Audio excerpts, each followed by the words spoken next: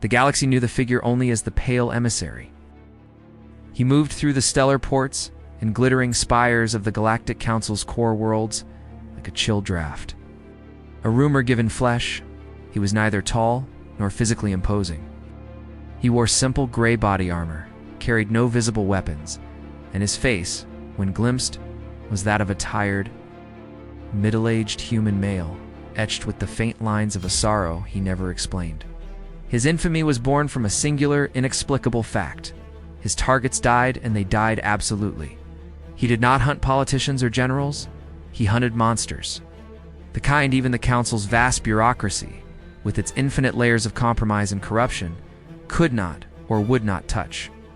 The Corvathi Hive Queen, who had devoured the consciousness of an entire planet, was found petrified in her throne chamber, her psychic presence extinguished like a snuffed candle.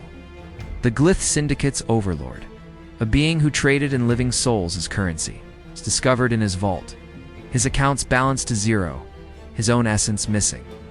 Each death was clean, silent, and bore a single chilling signature: the absolute cessation of existence. Not just of the body, but of any possible afterlife, digital upload, or psychic echo. It was a death so profound it scarred reality itself. The Council, an assembly of 1,000 species, was not grateful. They were terrified. The Pale Emissary operated outside their laws, their jurisdictions, their control. He was a rogue variable, a moral singularity whose judgment was final and whose methods were beyond comprehension. In their fear, they painted him as the ultimate criminal, a destabilizing force more dangerous than the fiends he culled. They issued a sector-wide annihilation order. They mobilized the Stellar Guard, the Spectre Fleet, and a dozen Black Ops divisions. The greatest manhunt in galactic history began, not for a monster, but for the Reaper of Monsters. They cornered him on the rain-slicked landing platforms of Viridia Prime, a world of perpetual gloom. 100 energy rifles hummed to life, painting his gray form with targeting lasers. Spectre assassins, beings of phased light and malice, materialized around him. Council Inquisitor, her form a shifting mass of righteous crystalline fury, hovered before him.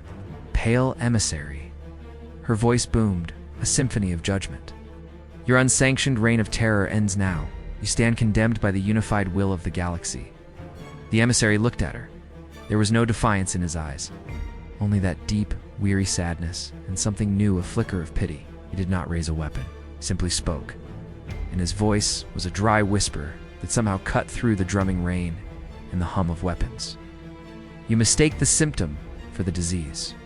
You mistake the mercy for the crime. The Inquisitor scoffed. Mercy, you are annihilation incarnate. No, he said, and the sadness in his eyes seemed to deepen, flooding the space around him with a tangible, aching regret. I am just the courier. The message was sent a long time ago.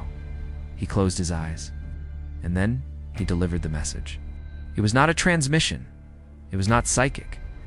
It was a revelation, etched directly into the fabric of local space-time, forced into the consciousness of every being present. They did not see visions. They experienced a memory that was not their own. They were the emissary. They felt the cold, sterile air of a hospice on ancient Earth. They felt the withering agony of a rare, incurable cellular decay, eating them alive from within, a pain so vast it made the cosmos feel small. They felt the helpless tears of a wife, the confusion of a child.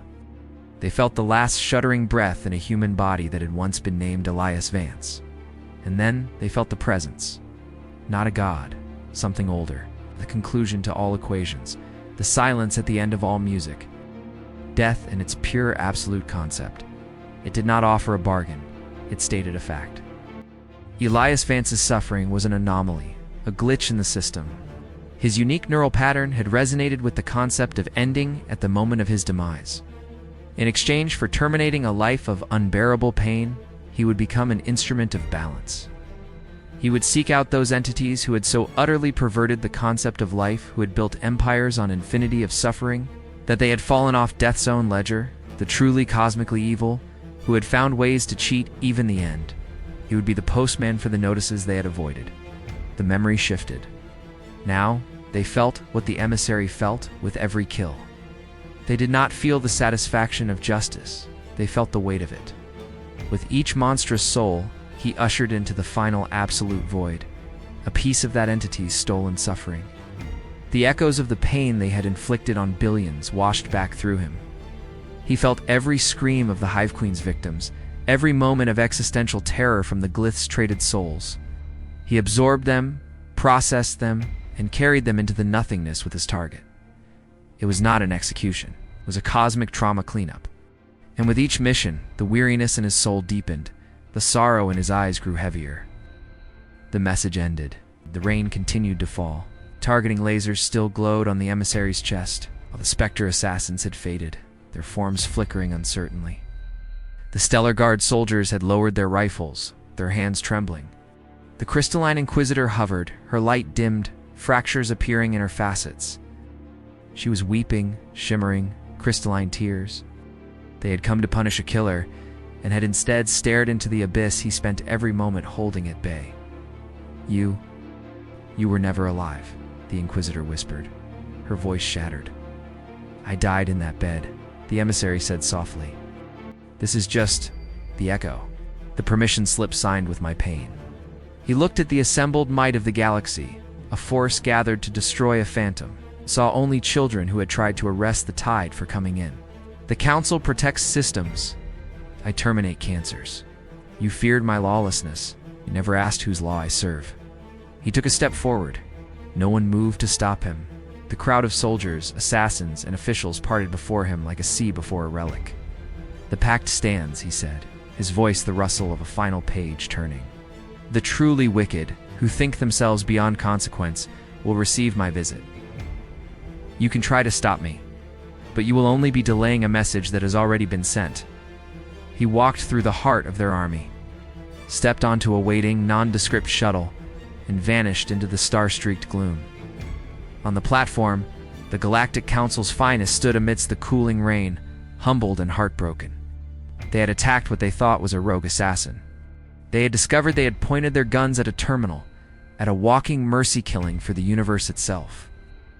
The drama was not in his escape, but in their realization. The tears were not for his victims, but for him, the man who had died long ago. Condemned to forever be the universe's most mournful and most necessary senator. The war was over. They had lost the moment they declared it, for they had been fighting a function of reality. And somewhere in the dark, the pale emissary continued his lonely, sorrowful rounds, delivering the mail that was always, inevitably, addressed to the wicked.